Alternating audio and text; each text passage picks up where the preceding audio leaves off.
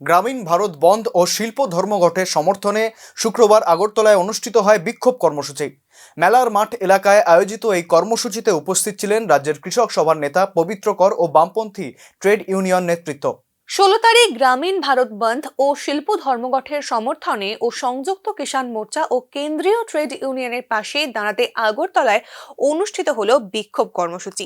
মেলার মাঠ এলাকায় অনুষ্ঠিত এই কর্মসূচিতে ধর্মঘটের সমর্থনে সভা করে বক্তব্য রাখেন রাজ্যের বামপন্থী কৃষক সংগঠন সহ ট্রেড ইউনিয়নের নেতারা। গ্রামীণ ভারত বন্ধ ও শিল্প ধর্মঘটে সারা দেশেই ব্যাপকভাবে প্রভাব পড়েছে বলেই তারা জানান। পরিবহন শ্রমিক ও কৃষকদের স্বতঃস্ফূর্ত সমর্থনের কারণে এই ধর্মঘট ব্যাপকভাবে সফল হচ্ছে বলেই দাবি করেন কৃষক সংগঠনের নেতা পবিত্র কর।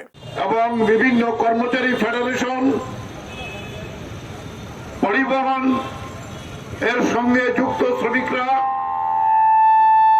দেশে গ্রামীণ ভারত বন্ধ, শিল্প ধর্মঘট এবং বিভিন্ন পরিষেবা ক্ষেত্রে ধর্মঘটের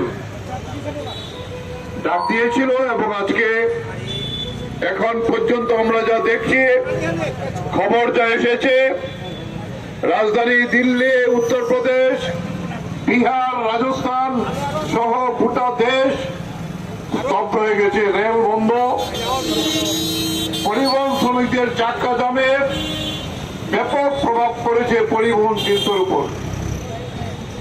আমরা আমাদের রাজ্যের যে খবর পেয়েছি, গ্রামীণ এলাকার মানুষ তারা কৃষির বিভিন্ন কাজে যায়নি এবং পরিবহনের সঙ্গে যুক্ত যারা আছে তারাও এই ধর্মঘটে আমাদের রাজ্যের মধ্যেও সামিল হয়েছেন। বিস্তৃত খবর হয়তো আমরা আরো পরে পাবো।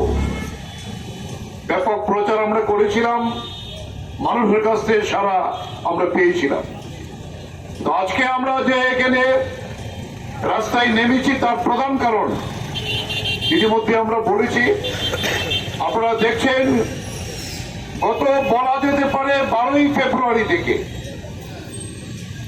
পাঞ্জাব এবং হরিয়ানার কৃষকরা, যদিও তার সঙ্গে আমাদের সংযুক্ত কিষাণ মোর্চার সেখানে যোগাযোগ নেই, তারা আলাদাভাবে ডক্টর স্বামীনাথনের যে ফর্মুলা, ন্যূনতম সহায়ক মূল্য দিতে হবে, উৎপাদনের যে খরচ তার 1.5 গুণ দাম দিতে হবে।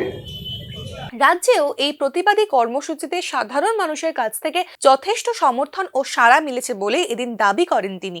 রাজ্যের বিভিন্ন জেলায় এই কর্মসূচিতে সংগঠনের নেতা কর্মীরা অংশ নিয়েছেন বলেও তিনি মন্তব্য করেন। দেশের কৃষকদের স্বার্থে সাংগঠনিক দৃষ্টিতে বিজেপি সরকারকে নিশানা করে চাঁচা ছোলা ভাষায় নরেন্দ্র মোদী সরকারকে আক্রমণ করেন তিনি। তার বক্তব্য, কৃষক বিরোধী বিজেপির নীতির ফলে দেশে বিপন্ন হচ্ছে লাখ লাখ কৃষক ও শ্রমিকের রুজি রুটি।